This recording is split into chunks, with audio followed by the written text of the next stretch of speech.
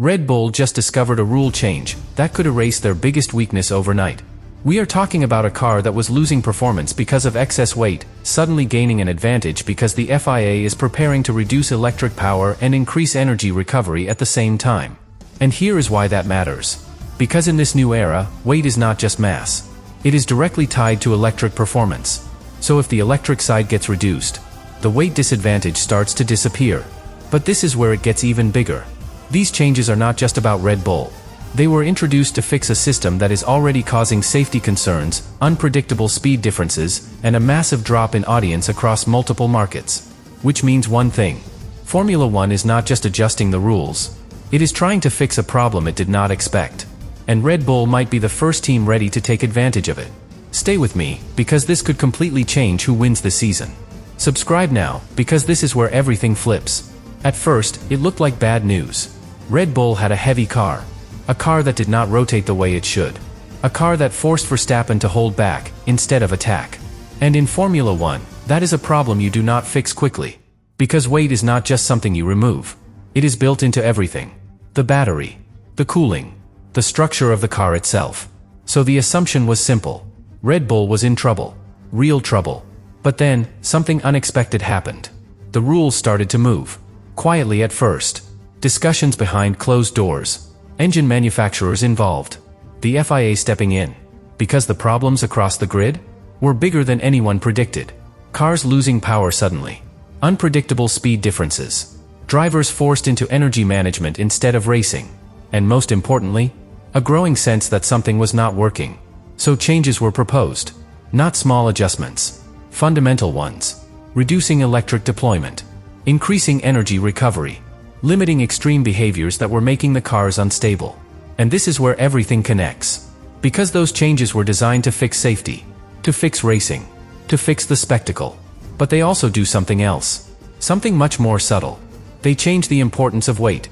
Because in this generation of cars, weight is tied directly to electric performance. The bigger the battery, the more electric power you can deploy. But also, the more mass you carry. And that was the trade-off. More power, more weight.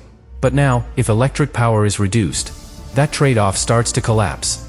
Because suddenly, carrying extra weight does not give you the same advantage. And more importantly, it does not hurt you as much either. And that is where Red Bull's situation changes. Because what was once a clear disadvantage starts to shrink. Not because they fixed the car, but because the rules are changing around it. And that creates a completely different scenario. Because now, Red Bull is not just solving a problem. They are waiting for the system to shift in their favor.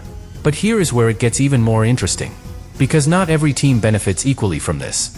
Some teams built their entire concept around electric efficiency, maximizing deployment, optimizing energy usage, taking full advantage of the original rules. And those teams have the most to lose. Because if electric power is reduced, their advantage shrinks immediately. Which means the competitive order can change very fast. Not over a season. Not over months, but from one race to the next. And this is why the paddock is suddenly tense. Because this is no longer just development. This is regulation influence. And in Formula One, that is where championships are decided. But here is the detail that changes everything. Red Bull is not just reacting to this. They are preparing for it. Working with Ford. Analyzing how these changes will affect performance. Looking at how to rebalance the car once the electric side is reduced. Because if they get that transition right, they do not just recover. They gain. And that is the opportunity. But it also comes with risk. Because these changes are not designed for Red Bull. They are designed to fix a broken system. And when you fix a system under pressure, you do not always predict the outcome. You create new variables, new behaviors, new problems. And that means one thing. The next phase of the season will not follow the same logic as the beginning. Everything resets. Expectations. Performance, balance, and the only teams that benefit are the ones that adapt the fastest. So now the question is no longer simple. It is not just, can Red Bull fix the RB22? It is something much bigger. Can Red Bull anticipate the future of the rules better than everyone else? Because if they can, then what looked like a disaster becomes an advantage. And what looked like a weakness becomes the reason they come back stronger. But if they get it wrong, then this moment becomes the turning point where everything slipped away. Because now, the situation is no longer just technical. It is strategic. And that changes everything. Because when rules begin to shift mid-season, the fastest car is no longer the one with the best design. It is the one that understands the direction of change first. And this is where Red Bull becomes dangerous again. Not because they suddenly fixed the RB22, but because they have seen this before. They understand how to react when regulations move, how to position themselves before the full impact is visible, and most importantly, how to turn uncertainty into advantage. But here is where the tension builds. Because not everyone agrees with these changes. Some teams are pushing back, quietly but firmly, because they know what this means. If electric deployment is reduced, if energy recovery is increased, then the balance they built their entire car around starts to disappear. And in Formula 1, losing your foundation is worse than being slow. It means starting over, mid-season, with no guarantee of recovery. And that is why this moment is so critical. Because this is no longer just Red Bull trying to catch up. This is a shift that could pull others backwards at the same time. And when that happens, the grid compresses, the gaps change, the hierarchy becomes unstable. But here is the part that makes this even more intense. These changes are not happening in isolation. They are happening under pressure. Pressure from drivers, pressure from teams, pressure from the commercial side of the sport. Because the current system is not just difficult to drive, it is difficult to watch. Unpredictable speed differences, cars losing power suddenly, drivers managing instead of racing. And all of that is forcing Formula 1 to react faster than planned. Which means the margin for error is smaller than ever. And when changes are made under pressure, they rarely produce perfect outcomes. They create side effects, unexpected consequences, new weaknesses. And this is where the real risk appears.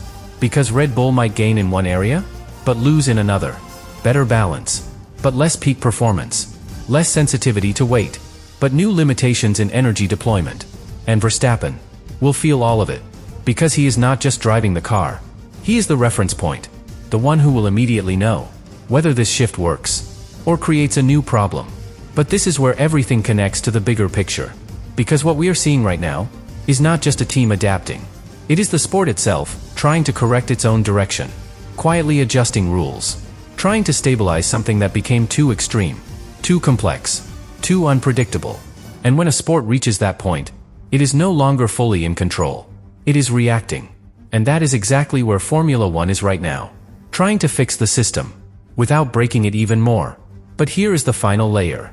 Because while everyone is focused on performance, there is something even more important happening. Perception.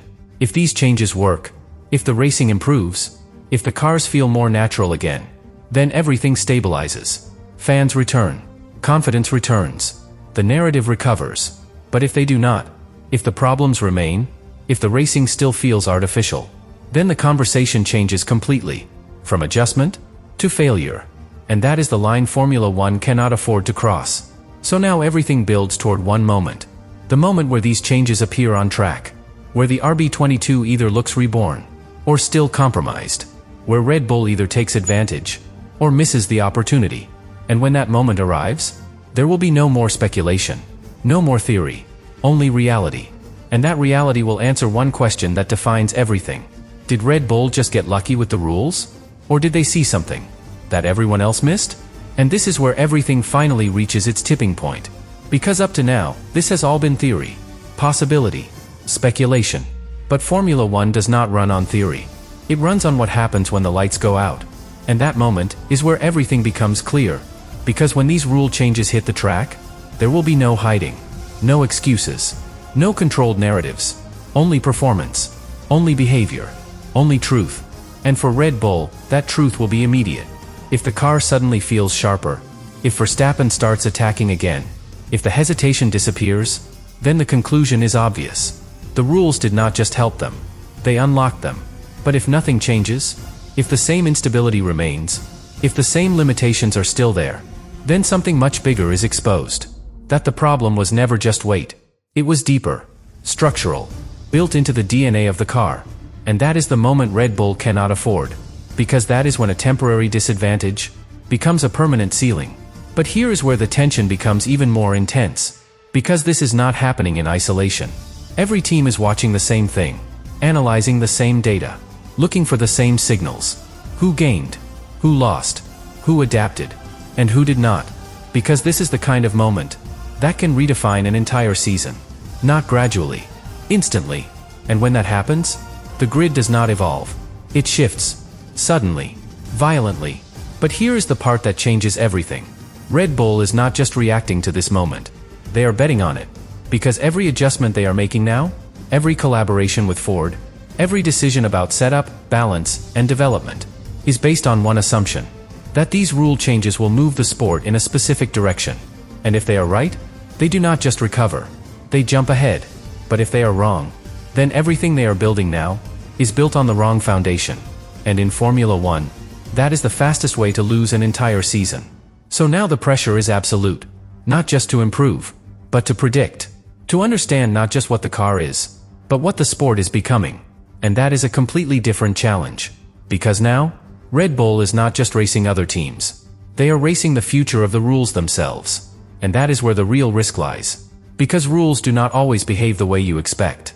They create unintended consequences, unexpected winners, surprising losers. And sometimes, they amplify the very problems they were meant to fix. So as everything builds toward that first race with the changes, there is only one thing left to watch.